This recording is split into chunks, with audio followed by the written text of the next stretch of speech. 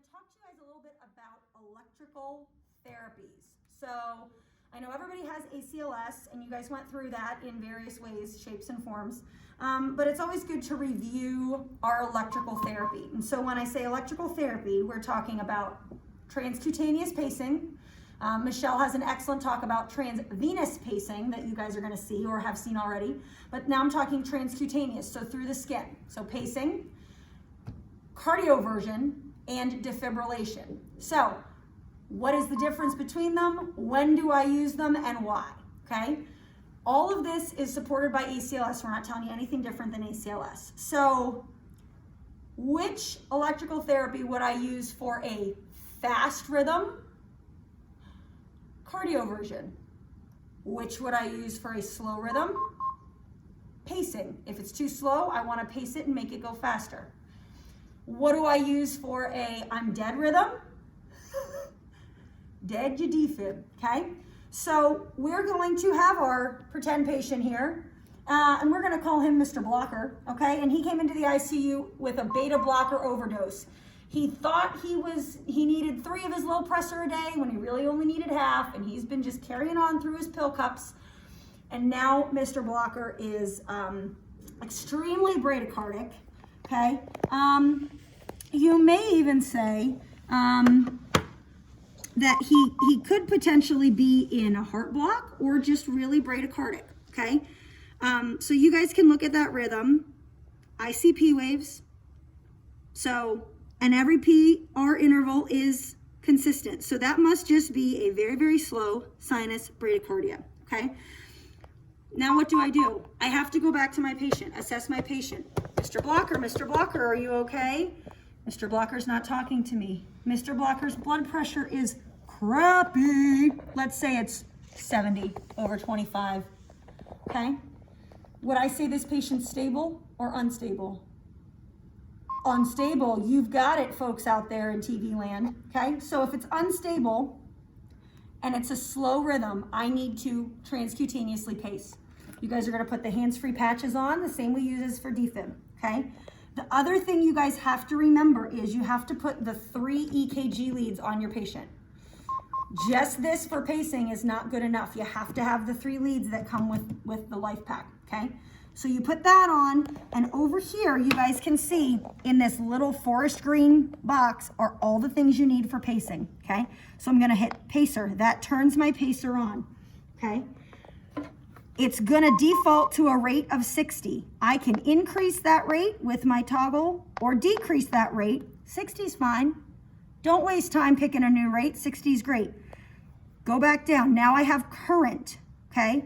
Well, current starts at nothing. No MAs. I'm not sending any electrical signal into him.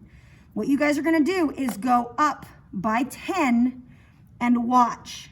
Watch your tracing. Now you guys can see there's pacer spikes, but I don't have a QRS right after my pacer spike. So what do I need to do? Go up again. You slowly, after 1 or 2 pacer spikes, if you can see I don't have a QRS, you keep going up. Don't go because you guys can't see what it's doing. You're gonna want to because you're like, Mr. Blocker's dying. But don't, take your time. I'm up to 40, I still don't have capture. Up to 50, still don't have capture, okay? Now we might not ever get capture on here, but let's just say that at 70, I had a lovely paced beat. I had a QRS after every one, okay? And Mr. Blocker's now happy, he's coming to, his pressure's 110/75, and he's making urine, okay? Cardiology comes and says, let's see what's underlying. You guys can use this last button here and hit pause, and it will stop the pacing from happening. And then you have to push and hold it. And then when you take it off, it'll start pacing again, okay? The other great thing that the LifePak does for you is anytime you press pause, it'll automatically print a strip of your underlying rhythm. So say you were busy, say the cardiologist sneezed, say somebody distracted them and they didn't get it. Don't put Mr. Blocker through another pause, just show them the strip, okay? Slow rhythms, pacer. Now, how long can we keep them transcutaneously paced? there's no official time limit, but how long do you guys really want to keep your patient going? Okay? If you're still needing to pace them after an hour and a half, 2 hours, you might need to consider that transvenous pacer Michelle talked to you guys about, okay? If I can give meds to reverse it, if it was just a really bad vasovagal response, I'm gonna be in and off pacing quickly, okay? If I can figure out what caused them to be bradycardic, all right? That's my pacemaker function on this, okay? Now let's say we did all that and we paced and we took the pacers off, and Mr. Blocker now, a day and a half later, is in an AFib here, and I have to figure out how to make him faster. Bear with me, y'all. Is there a rate? Is that at the bottom? There's arrows at the bottom. What are those? Ah, okay. Maybe? Yep, it's going up. There we go. Maybe? Mr. Blocker is going higher. It's all those beta blockers you've been giving him. It is. Okay, well, let's say that Mr. Blocker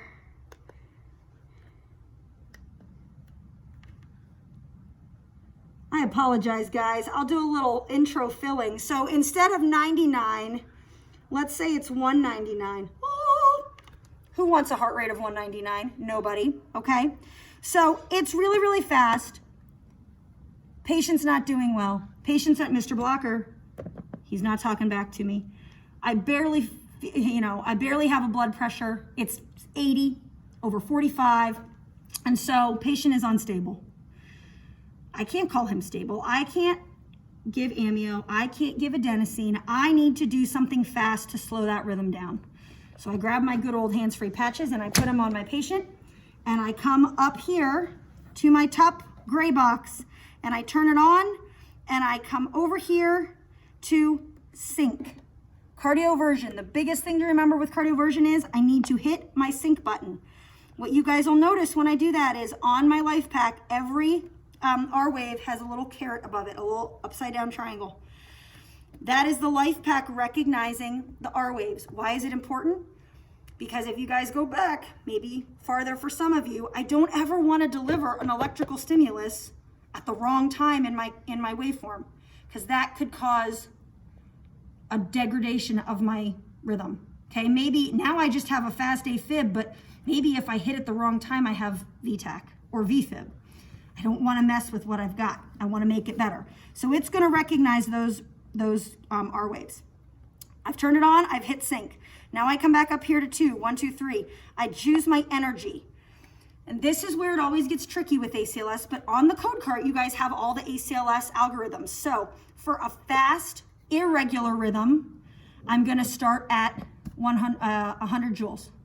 For a fast, actually 150. My apologies, 150. For a fast, regular rhythm, I'm starting at 50.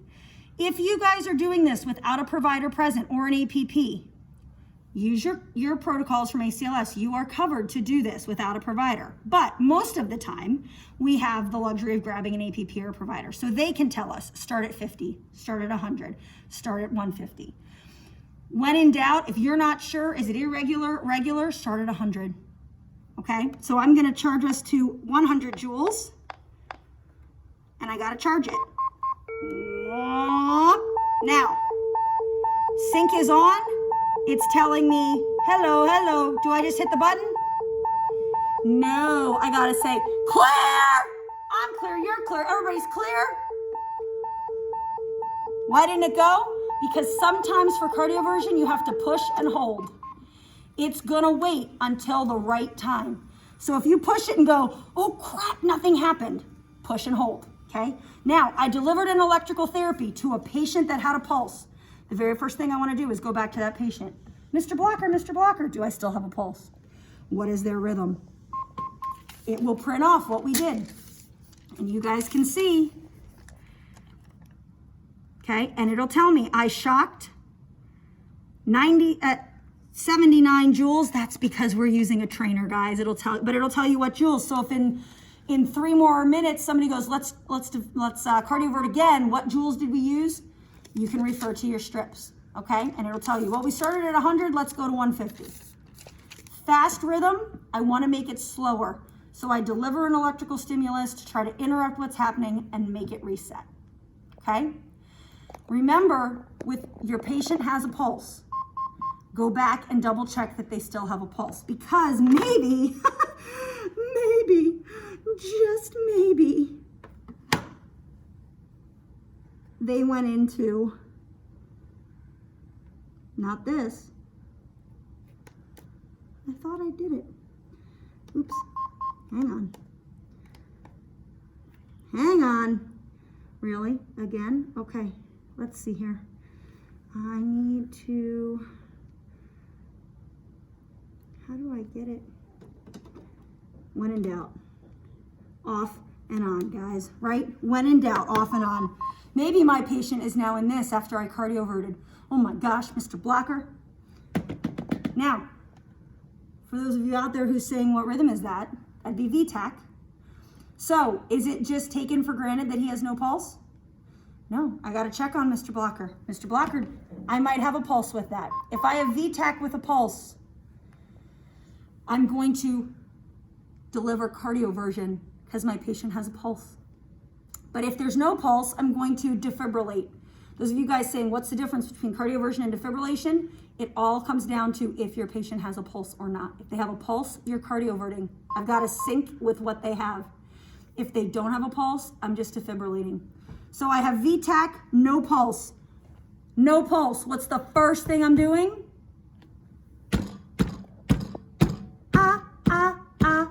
Okay, somebody get on that chest. While somebody else is over here going 1, 2, 3 again.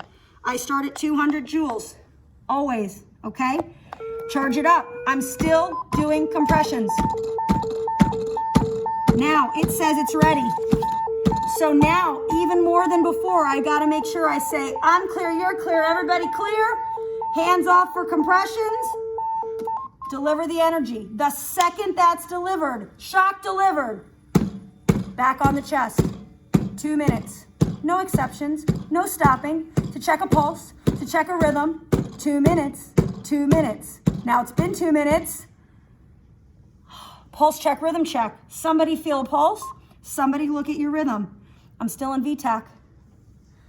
No pulse. Make sure that pulse check is no less than 5 seconds, no more than 10. If you guys just go, no pulse, maybe it's a real slow bradycardia like we started with. He went back to a bradycardia of 35. If you guys just barely lay fingers on your patient, you're not gonna feel it. So count in your head, 1 Mississippi, 2 1,000, whatever you wanna say. But I'm still in VTAC. Next thing I do, back on the chest, while I charge to 300. Charging, still doing compressions, still doing compressions. I'm clear, you're clear, everybody's clear. Shock delivered, back on the chest. 2 minutes, 2 minutes, no stopping. We can talk though, whoever's not doing compressions, and we can pull this up and go, yeah, okay, that's VTAC, all right? But it'll tell you.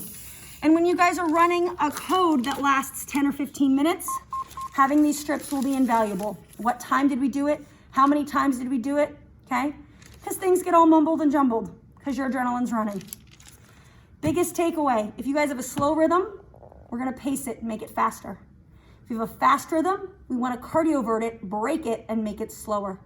If you have no rhythm at all, a pulseless rhythm, VTAC or VFib, we wanna defibrillate. All 3 electrical energy delivery systems can be done with the LifePak. The only one you need the extra 3 EKG leads for is pacing, okay? Questions, concerns, you guys can come to find me. Michelle knows how to get a hold of me. Refer to ACLS protocols. Have a great day.